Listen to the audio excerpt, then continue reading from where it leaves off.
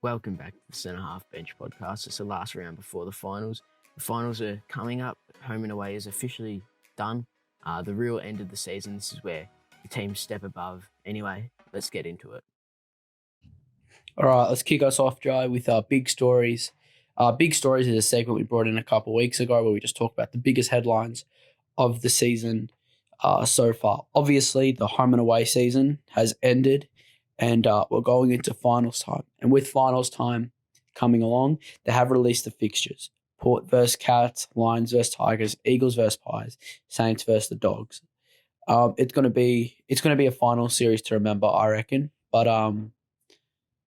that that uh, that is going to be massive for all these teams. Yeah. And obviously the teams that didn't make finals, they've now got to look at their list sizes, who they want for next year, who they don't. A lot of Giants and Bombers players are wanting out of those clubs, seeing that they're on their way down and there's not going to be much success. Obviously, Giants from grand final last year to now, I think it was 10th, they're on their way down, and Bombers been down for a while now. So all their players wanting out to go into the prime of their career with a club that's going to be successful. And speaking of list management, Kangaroos delisting 11 players. Obviously, they see themselves going into a rebuild, so they're getting rid of players that they don't think will be a part of the next step for the club.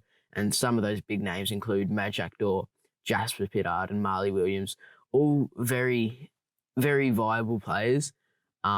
They in their own right, they're good enough, except obviously when you're going into a rebuild, you only either want young stars or the best of the best. So, a bit unlucky.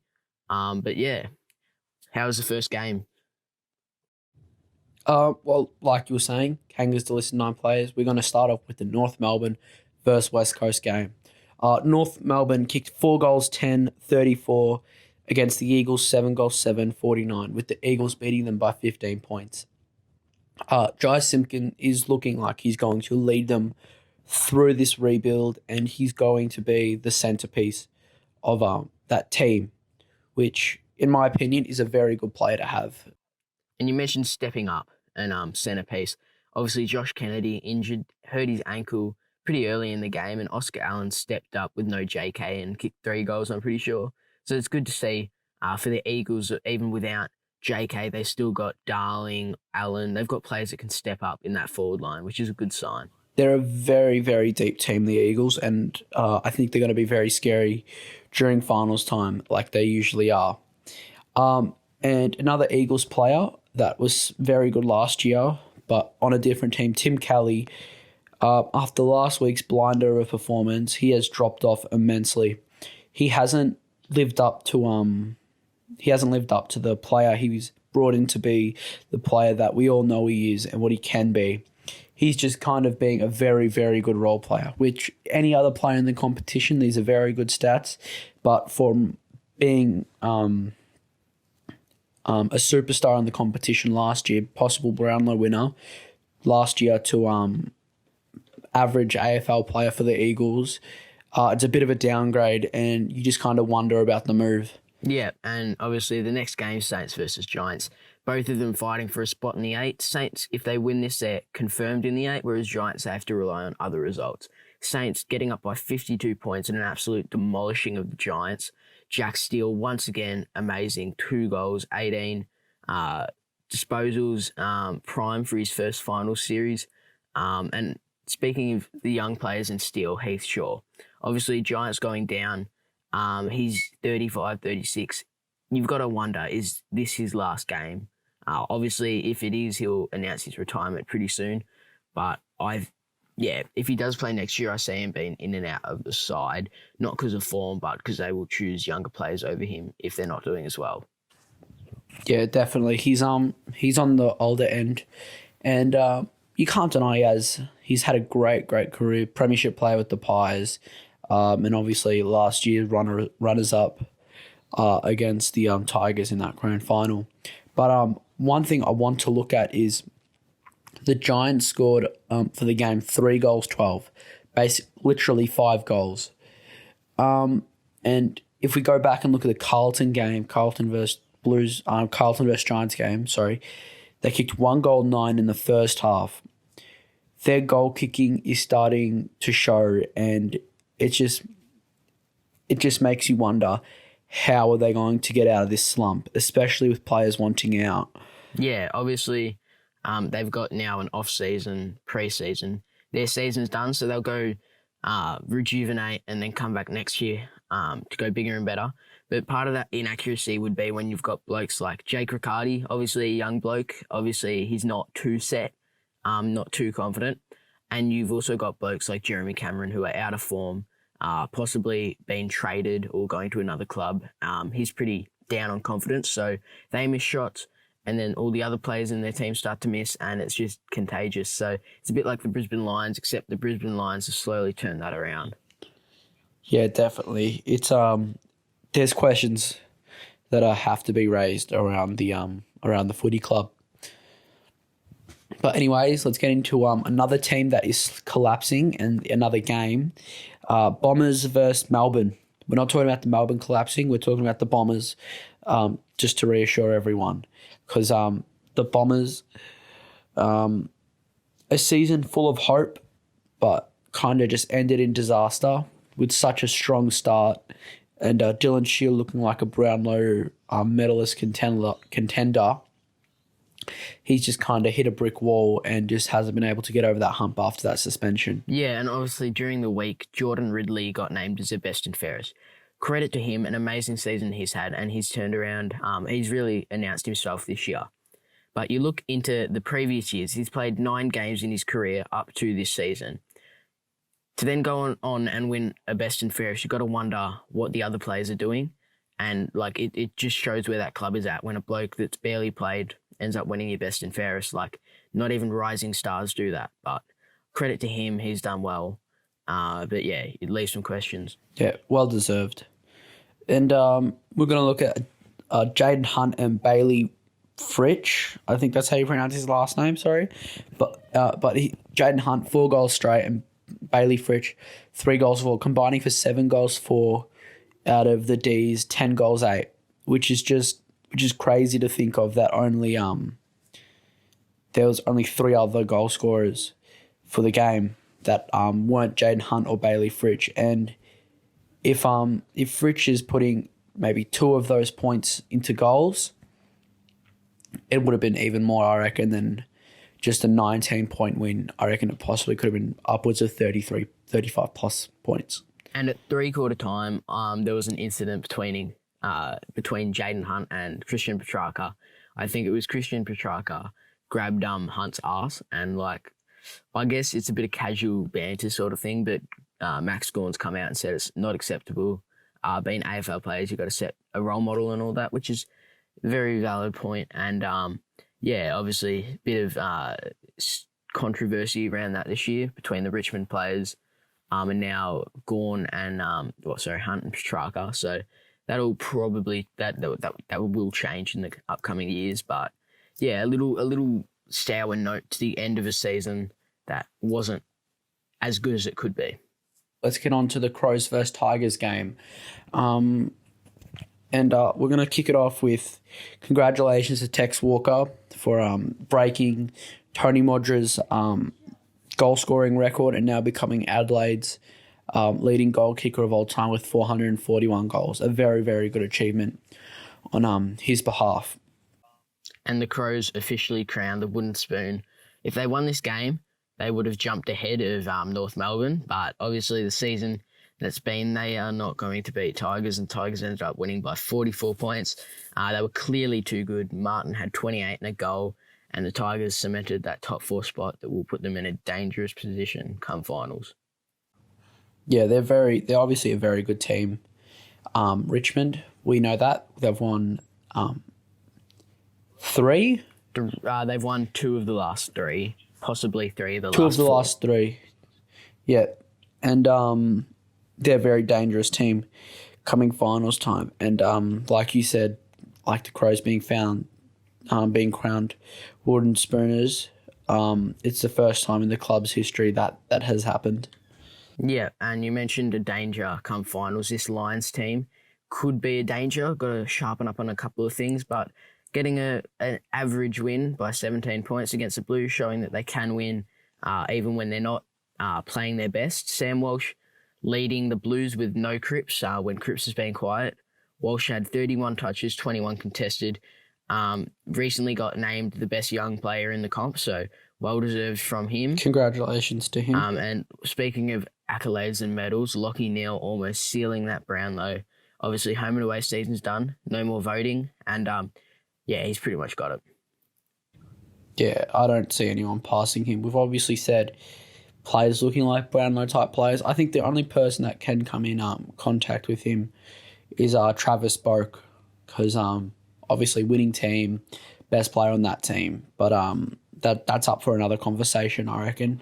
But I think Lachie Neale has it sealed, especially the narrative coming into the season that he's going to win it. That also helps. Yeah, and Cade Simpson retiring. Great for Carlton, 340-odd games. Finished out in typical Carlton fashion, you could say, with a loss, but played an amazing career. Kicked a goal in his last game, a goal in the wet with long sleeves on to get his team back into it. Real club man, solid player.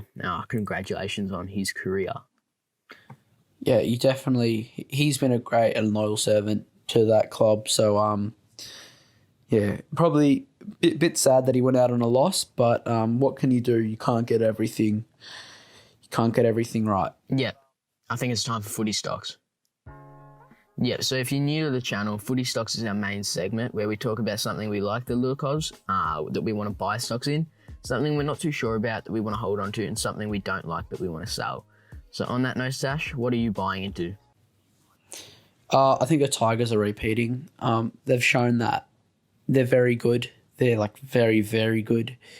They can win up in Gold Coast. They can win up. They can win down in Melbourne. They can win everywhere and anywhere. And just for them not to repeat, it would give me a surprise. So, I think I got the Tigers repeating for my buy-in. What are you looking to buy in? Yeah, I'm buying into Port Adelaide. Obviously, I hadn't watched much of their games before last night. Obviously, haven't been playing Collingwood, and they're not necessarily, even though they're top of the ladder, they haven't really been getting that many primetime games. But Port Adelaide winning with no Dixon is a big tick coming finals when you'll have very good defenders on Dixon. And the way they played, they're a very tough team, but they can also run hard and spread well. So that brand will stand up in finals, and I can see them going pretty well. I don't reckon they'll win because of that lack of experience in finals, but I reckon they'll go very well. Maybe prelim. Yeah, I agree with you on that. To sell, it's a big call, but I think Bucks has one more year left, or he has to resign, or he's going to get sacked. But in a hypothetical world, if the Pies do win it this year, I think he has to resign, go out on a good note. But I don't think because obviously Malthouse got hired in 2002, resigned / sacked in 2011. Bucks came in 2012, and then 2021. That's 9 years for both of them. I'm going to have to argue with that on that one. If he does win this year, I can see him coaching for another 2-3 years because he has proven his worth. And obviously, we've gone from a grand final to a prelim. And then if we did win this year, which doesn't look very likely, it will be another grand final, but this time a win. I can see him getting another 2-3 years, but if not, and we start to drop off, which at this point is looking like what we're doing, except we can turn it around next year. But at this stage, it looks like we're starting to drop off. And if we do drop off, I do think he will only have 1 or 2 years left. Yeah, definitely. I think for me personally, it'd look better for him win a flag, retire off in the sunset. Don't try push it because you've got to the pinnacle of your legacy. Don't try drop it anymore. But that's just my opinion. What are you selling, Jai? So me, I'm selling Pies' hopes of finals glory. Obviously, we were very close to Port Adelaide. We weren't that far off, which is a good sign considering, according to the ladder, they're the number 1 team in the comp. But finishing 8th, obviously a bit of a disadvantage now having to go to quarantine for 7 days or so in WA and then play a game in Optus against a stadium full of West Coast supporters. We've only beaten West Coast once in the last 3 years, and that was by 1 point. And from memory, I think we've only won that one game at Optus, which was by 1 point. Early in the season, we got beaten by 66 at Optus Stadium against the Eagles. I don't. I rate us as a team. I can see us beating anyone else in the bottom 4 of the 8, but against West Coast, I don't see us going anywhere, and I think I will sell our hopes of finals glory this year. Yeah, definitely. I think if we win, we can. It gives us a massive case that we can go anywhere, but it's finals time, so let's see who shows up and who doesn't. But I'm holding on to. It's a big call, but I think the Doggies can make the prelims. I think they're a very, very dangerous side, and I think that if their players can get going, they can have a 2016-like season. I don't think they'll win it all, but I think they can make a decent run in the finals. Yep.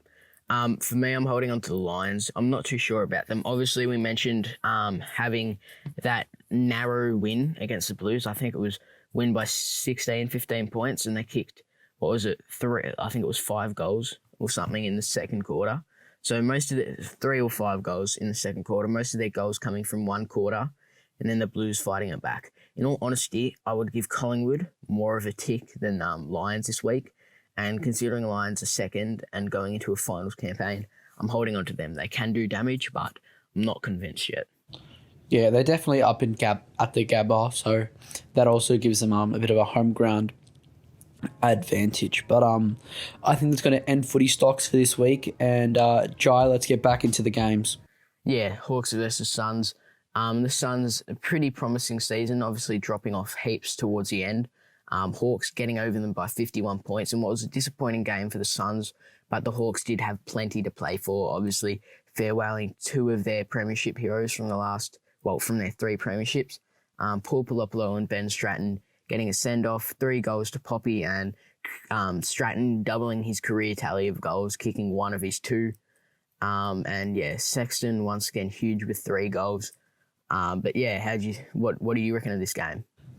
It was definitely it was more of a heartfelt game than it was an interesting game for our Hawks supporters, because obviously, like you said, Stratton and Poppy with their send off, 2 loyal servants of the club, and it's just going to be it's good to see them go off with a win, and Alistair Clarkson, we obviously saw him on the boundary line, going absolutely apeshit when Ben Stratton kicked that second goal. So it was really nice to see the Hawks win. But as for the Suns, I think they go back in this off season, take this season as a win, and continue with the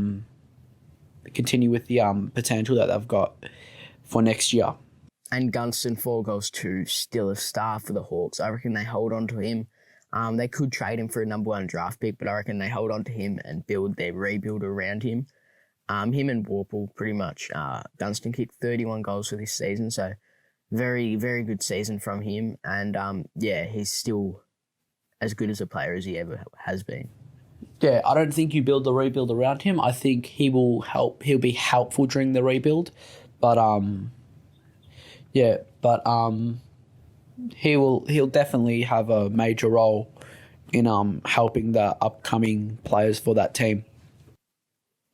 Yep, and this next game, Swans versus Cats, up in Cairns. The Swans giving the Cats a fair scare, sorry. Tomahawk winning the Coleman, 2 goals this game, 42 goals for the year. What a season he's had, and Danger stepping up come finals, 3 goals in a huge game for them. All late goals, all in the second half when they needed him, and he definitely stood up. He's definitely a superstar in the competition. I think he's made that mark for maybe the last 5 years, I want to say, probably. And he's always been a big game player, so they're going to be dangerous come finals time if they can play well. That's the thing. There's the massive if for the Geelong Football Club. But another player that had a bit of an iffy game, Tom Papley with 2 goals 5, which is just pure shit. But with John Longmire coming out after the game and responding with, "I know what it's like. I kicked 2 goals 8." I think that's really, really good, leadership from Horse, and for him to come out and say that, it just shows that he backs his players. Yeah, and that's part of the reason why Papley chose to stay, because of John Longmire. So really showing, I guess, the positive relationship they have as a player and a coach. Yeah, it's not like Sydney are a bad team. They've got a very good young team, and they're going to be scary in the future, I reckon. Yep, and the next game, Freo versus Dogs. Freo, if they won, Melbourne were into finals. Dogs, if they won, they were into finals.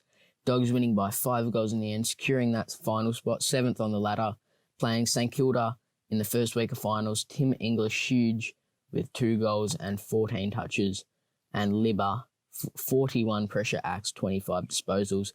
The Dogs clicking into gear at the right time of the season, as they're known for. Yeah, definitely. I reckon they are a very dangerous team. Them and West Coast are probably the most dangerous team outside the top 4, and that's and to have that as a label over your name, it's a good thing. But it's just gonna depends how they play and how they will go, because it's gonna be a very, very interesting year for the Bulldogs. And another player that stepped up massively was Lockie Hunter. 35 touches, a game high, and a disposal efficiency of 83. That's crazy, especially for shortened quarters, and the 35 touches. But to have above 80% disposal efficiency, meaning he's hitting his targets most of the time, which is just crazy. But let's get into the heartbreak game of the week for us and all Pies fans. The Port Adelaide versus Collingwood game. Jai, what do you got to say about this? Yeah, so I mentioned it before. Port are a very hard, rough team, but they're also a very good running team. Their defensive pressure and physicality makes them a finals threat. Their defensive setup was very good. They prevented us from using the corridor, and they made us slowly work it up and bomb it long, which they could defend well. It was a very slow game, obviously, number 1 and 2 defensive teams in the comp. But, yeah, their physicality around the ball and their hard running surprised me, and it's definitely going to make them a finals threat. And because of that, they won 14-4 clearances, centre clearances. And from a Collingwood point of view, you can't win games, especially at the Gabba, when centre clearances are so crucial. When you're getting more than tripled in centre clearances, and they're just getting first priority, and you have to rebound out of your 50 every entry. Yeah, and like a commentator has said it probably nearly every week at the Gabba, the quickest way to get from one end to the other is down the middle, because it's a very wide ground, but it's not very long. So if you can go down the guts, the game's gonna go a whole lot quicker. And it's a bit disappointing for the football club and the Pies fans, with Scott Pendlebury obviously breaking the record on the day. Congratulations to him becoming the most captained player at the Pies, and the most played player at the Pies, with 314 games, besting Tony Shaw's record. But a bright light in a bit of a sad game. 2 of our half-backmans, 2 very young half-backmans, John Noble and Isaac Quaynor. Isaac Quaynor had 16 touches and 94% disposal efficiency, which is just elite. And John Noble, 15 possessions and 93% disposal efficiency. Those 2 players are definitely a part of that Collingwood future, I believe. Yeah, they're obviously very good, provide that run-off half-back that allows us to rebound, and it's probably what kept us in the game when we were losing those centre clearances, that rebound, and especially between those 2 players, Crisp, Moore. Our backlines are very young and solid, but yeah. I think the future of the Collingwood backline is looking like Braden Maynard, Darcy Moore, Jack Crisp, John Noble, Isaac Quaynor, and we just need that other back pocket, and that's up for anyone. And Jack Madgen has been playing that quite well. lately. Yep. I think that's all for this week. Thanks for listening. The finals preview will be coming out maybe next week, the week before the finals. The week of the finals. We'll be looking over who we think will be winning, who we think can win, and the matchups for the big games. Make sure you follow and like, subscribe, whatever platform you're on. Yeah. Anyways, peace in the Middle East. Thanks for listening again, and we'll catch you next time. See you later, guys.